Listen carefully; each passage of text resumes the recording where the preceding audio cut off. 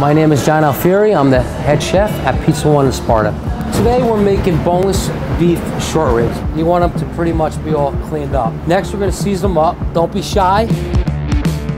It's going to be served with the mushroom risotto. And we'll get that going right over here in this small pan here. I'm going to add my mushrooms, add a little white wine to my risotto, and now we're going to add the risotto that's going to go along with the short ribs.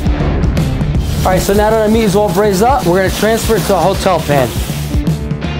Here's the mushroom risotto we cooked before.